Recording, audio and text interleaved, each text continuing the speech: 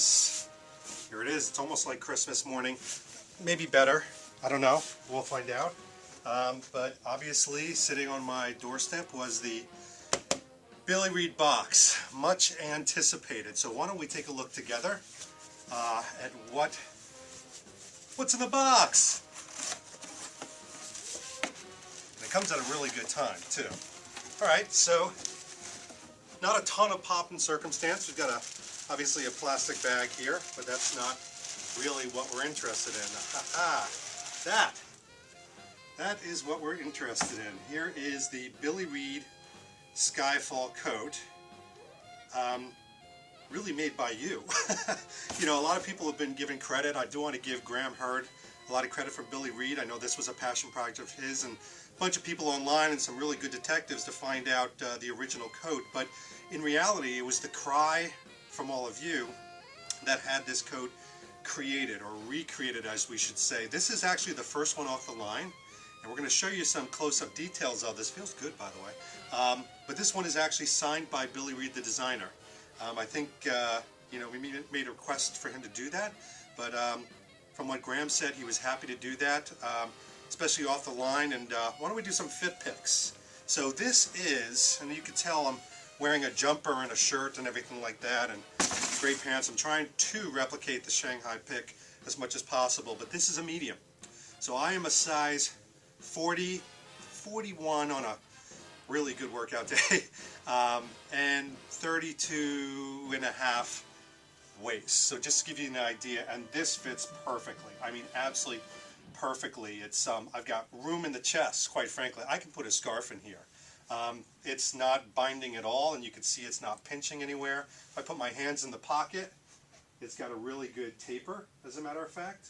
You can kind of see from the side shots. The arms, not too long. I can grasp something like a steering wheel, perhaps, and they're not flying up like arms, but they're also not gorilla arms like some of the other jackets that we've had. Now he pops his collar, as do I sometimes, to show kind of the leather on the back, but we'll get into those details.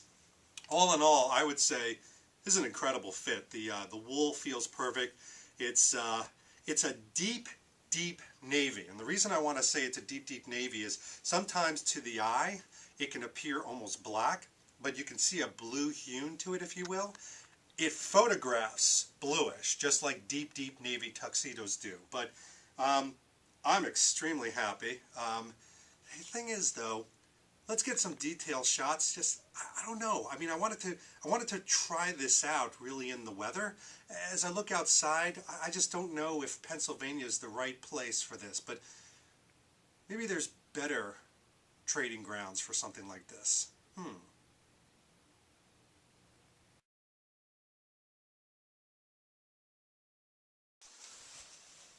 As you can see here on the back of the neck, we've got a really subtle point, but Billy Reid likes to do these subtle leather moments, if you will. He even did something with coyote fur with one of the jackets, but you can see, unless you pop the collar, you really don't see the leather on the back. I think that's why a lot of people are popping the collar, because in the movie you actually see this glint in many of the scenes. The leather accent actually follows down to the pocket, which is beautiful. It's almost got this kind of little inner coin pocket type area, and then follows through to these horn-like buttons. The hand warmer pockets, they're actually unlined, but very soft wool on the inside. What I really like are just some of the more subtle details. For example, the arm doesn't have the typical Peacoat interlocking buttons. It has this kind of V going on right now, which, by the way, follows down suit excuse me, to the bottom here, where you actually see the little subtleties in some of these particular corners. Now the inside of the jacket completely unlined, which I like that. I mean, it's got this kind of rough edge hewn. It's very utilitarian, very tool-like, where you can see the inside seams. And of course, right there in all its glory is the Billy Reid signature itself. Very cool. This is a shorter peacoat, meaning you know, it rides a little bit higher, but it's supposed to. And as we go down the front to see some of the really nice horned buttons, you'll also see that the actual notch lapel, the little cuts here, actually ride higher than the other piece, and that's another trademark scene. Usually in a lot of these Peacoats, you'll see this area quite a bit bigger pluming out. This one actually comes up and crests a little bit higher to cause this nice little V. A really, really cool accent that you'll definitely notice. But again, let's go take it out for its paces and really try out this Peacoat as a wearable item.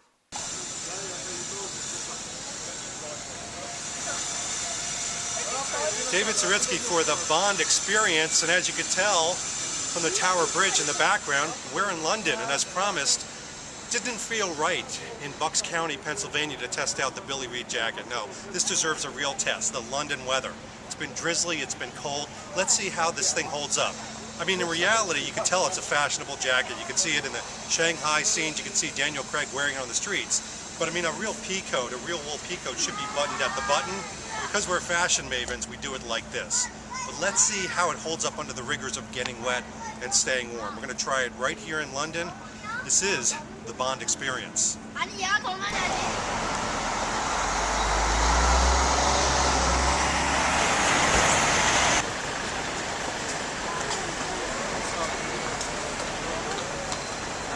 Here in front of world-famous Harrods, which obviously featured very prominently in the Living Daylights. But we're here today to look at the SkyFall exhibits, windows, and things. They sell almost about everything that you could want in Harrods, except for one thing, and that's the Billy Reid jacket. Folks, this is it. This is the next generation of the Billy Reid jacket. And because of this, we're going to give it its trial. So it's a drizzly, cool day in London. We're putting it through its paces. So far, so good. You can see some of the touches on here, the leather back, and also the leather pieces as well. Very, very, very true to the original in all its form. By the way, this is a medium, so you can see the different fit of this. It's very slight, it's very fitted in the back. That being said, you still can fit a jumper under here or anything, probably about 2 or 3 layers. So those of you who are kind of wondering mediums versus large, I think you were probably true to size. I hope you were. So let's go take a look. Let's have some fun.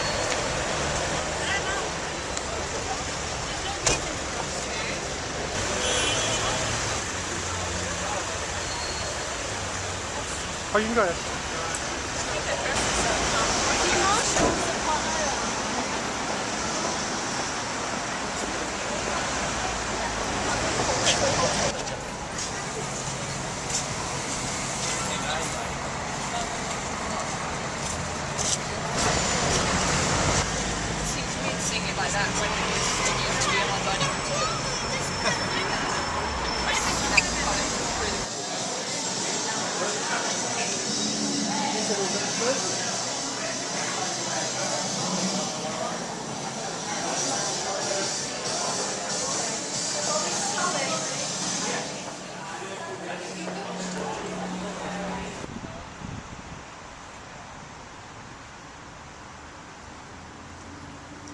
Well, test is going very well. I spent most of the day in this. It's doing a little bit more than drizzling. It's cold, but I wouldn't know it. The wool is holding up really well. It feels great. I'm sure it's going to rebound once I dry it off properly, but we're in a very special place right now. So the coat has traveled with us all the way to the Royal Albert Hall, and this is actually where the premiere is going to be on Tuesday. So on Tuesday you'll be joining us.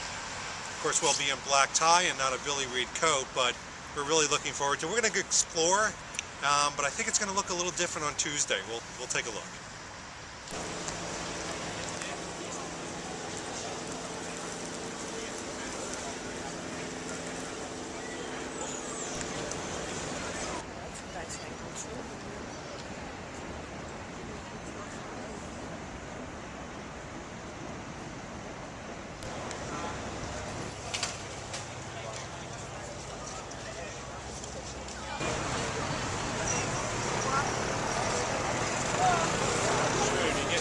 Well, we're here in front of Big Ben in Parliament, second day of punishment for the Billy Reid coat. So last night we came back drenched, and like a good wool coat, you want to pat it dry. I hung it up in a very dry place. It was warm, but not too warm. and it's held up well. So some of the lesser wool coats out there will sometimes have a kind of a rank smell. There was no dye run, no rank smell. Now I will say, as part of fair balance, wool in general, it takes a certain breaking in, so if you have a sensitivity to it, rubbing up against your face, it's going to take a little time. This is starting to soften up even after the second day, which is very good.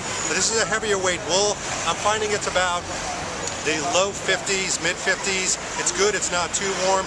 Think anything warmer and it'd be a little crazy, but so far so good.